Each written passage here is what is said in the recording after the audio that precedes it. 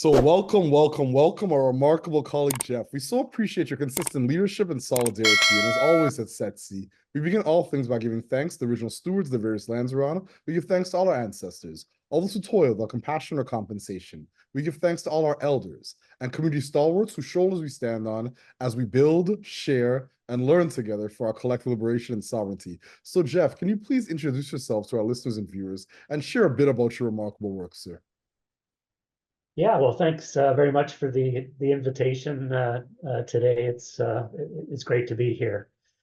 Um, yeah, I've been involved sort of in the intersection of social innovation and technology for about the last 10 years in a variety of different initiatives in the public, private, and social sectors. So um, about 10 years ago, started the Calgary chapter of Data for Good.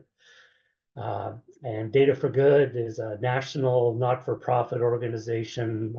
We're all volunteers contributing time and talent and skills in the area of data analytics and visualization, helping nonprofit, social organizations get the most out of their data, because typically they have lots of it, but may not have the capacity or the resources or the skills there. So that's been a really fruitful collaboration with the organizations in the nonprofit social sector, and it's happening. We have 9 chapters across Canada, from Vancouver all the way to the Maritimes, and I also sit on the board of the national organization.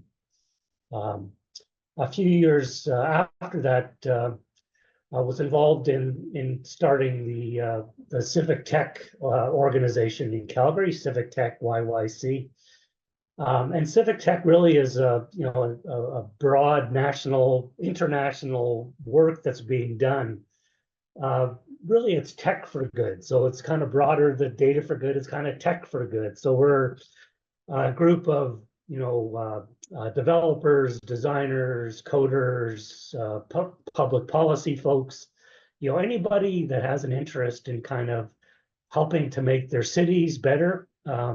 Through the use of technology. And we work on the basis of projects. So folks come to us, our members, pitching ideas, and then we spin up a team of folks to work on that.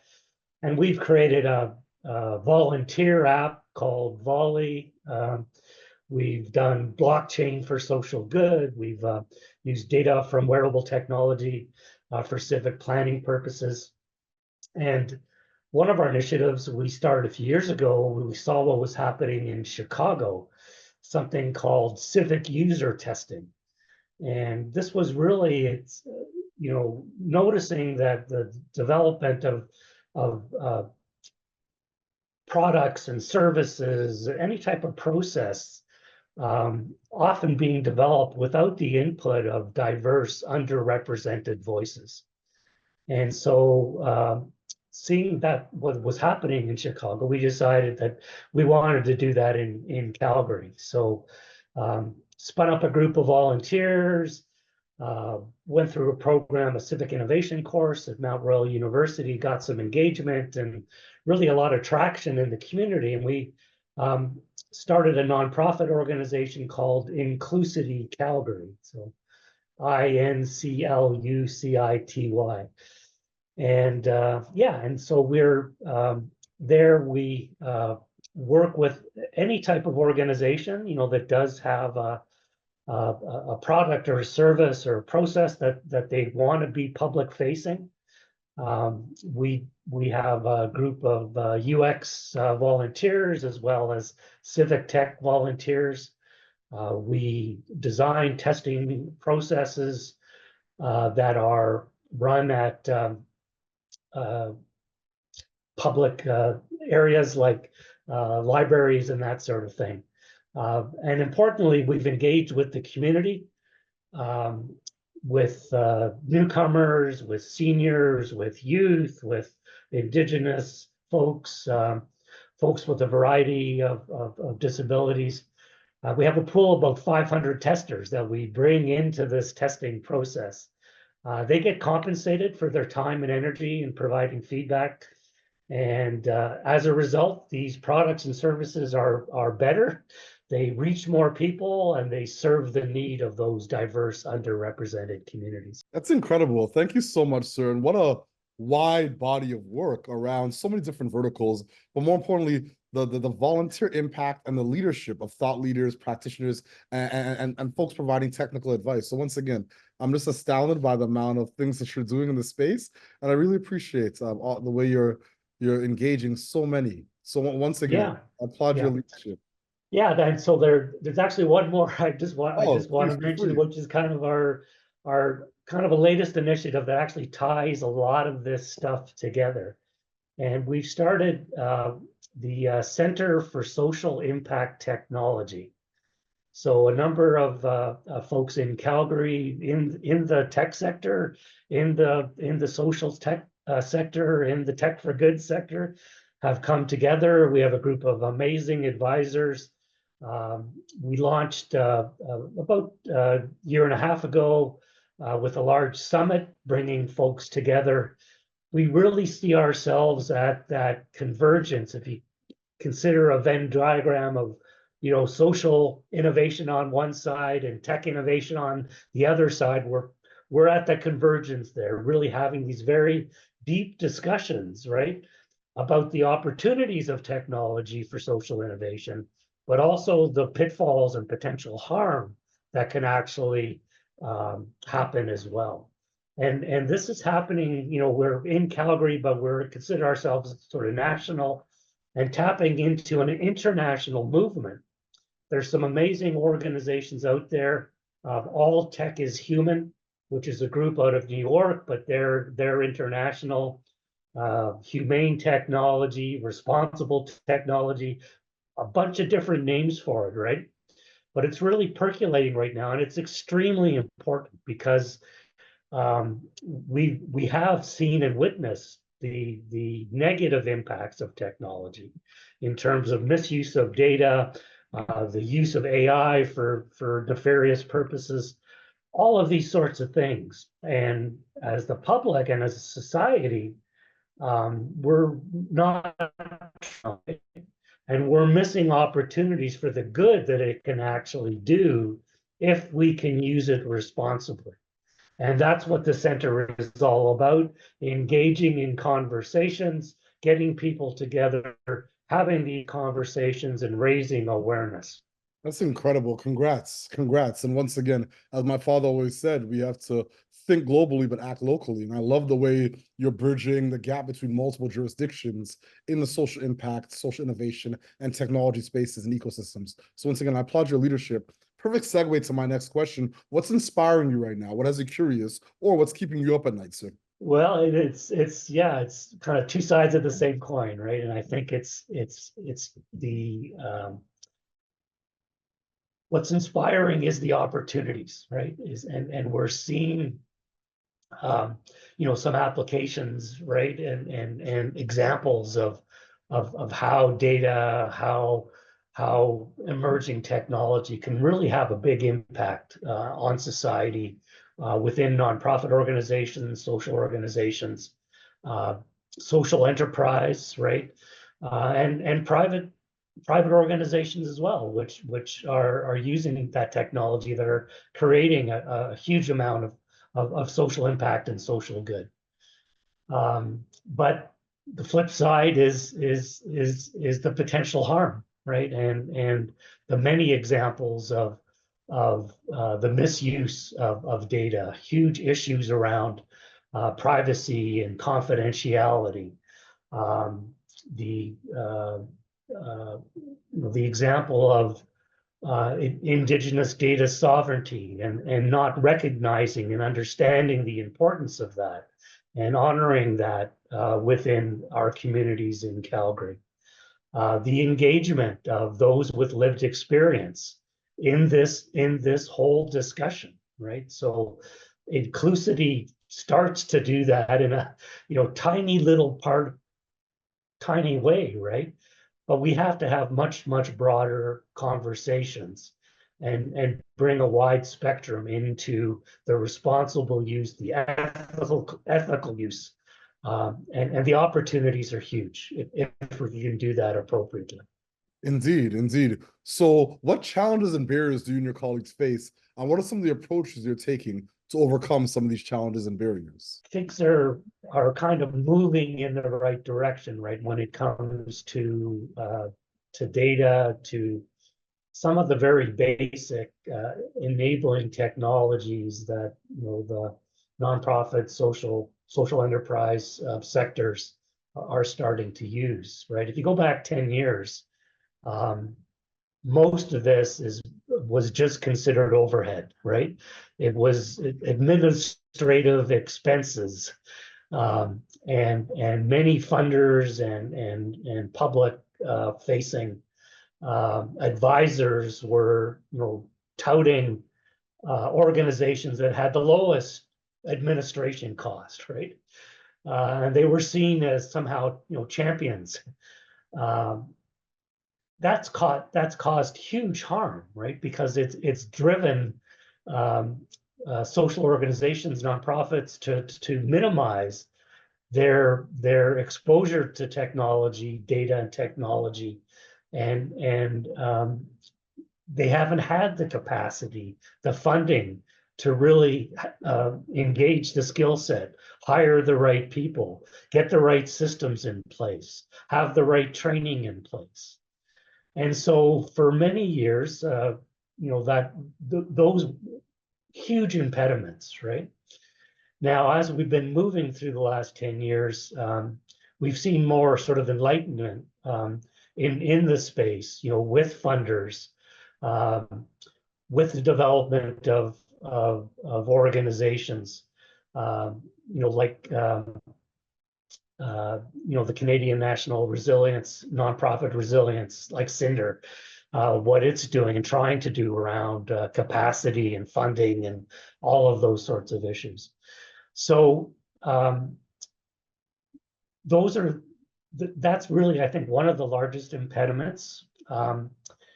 Certainly within the data space, the usage of data internally, but there's huge opportunities around data sharing between organizations, between subsectors, between sectors. And we've been hampered there with, barriers, some of which we've created ourselves, some of which are like some of the rules around privacy and confidentiality are real and absolutely need to be honored. But that being said, that does not mean that you cannot be in a position to use your data in responsible ways. And there are ways to aggregate data, to anonymize data, to put it into environments where you can get the value of it and share that value of what's happening in a particular subsector or whatever with other organizations without revealing the personal type of information. So oftentimes we put up these barriers, but more than that, just that, it's some of the systemic issues that we've created for ourselves around funding that's created an atmosphere of competition within organizations in the sector. And that is hugely harmful because what it does is organizations treat their data and hold their data close. We think because it holds a competitive, they believe it holds a competitive advantage for funding applications or for other, releasing other types of information. And again, we're starting to break down those barriers, but not enough has been done with real life examples of the value of organizations coming together to really share their data appropriately. Yeah, it's astonishing to me how much folks are hoarding data, thinking that there's some competitive advantage when actually it's the opposite. It's through sharing that creates a competitive advantage and a long-term distinguishing characteristic. And I couldn't agree more. I'm one of the co-founders of the Canadian Center for Nonprofit Digital Resilience with some remarkable other colleagues that have been stewarding that work for a couple of years now. And the disparities in terms of the way people are conceptualizing, framing data, and doing this work, and the lack of representation and the engagements of marginalized, underserved communities is immense. So once again, I just applaud your leadership, your candor, your transparency. My second last question: what is your ultimate goal, and what does the success look like and feel like to you and your colleagues? Yeah, well, I think, it's much broader, in great engagement at all levels of society and at all levels within organizations, right? To be open, to be accepting of new ideas, of new innovations. And if we can engage in conversation about that in ways that are not polarized, that are looking to leverage our individual perspectives and lived experience and skills and what we bring to the table in a way that is respects the individual, and also helps for us to work collectively, right? We have huge systemic issues. We have huge opportunities that we can capture. But no one person, no one organization is going to do it, right? So we have to find different, better ways to engage and collaborate, and work together. And that's the big dream. That's the hope. And small steps towards that, with that goal in mind. Indeed, sir, indeed. So do you have any closing thoughts or calls to action for our listeners and our Yeah, I think it would be just to, again, be open to things that are happening, listen to the viewpoints of others. There are some really great initiatives that are happening. So help to participate in those, whether it's organizations like Cinder and others that are emerging. Myself and a number of others are working right now to explore the opportunities for a Canadian digital inclusion network, which would tie together groups across Canada that are doing amazing work in the area of digital equity, digital inclusion. And as is somewhat typical, we're working in silos, right?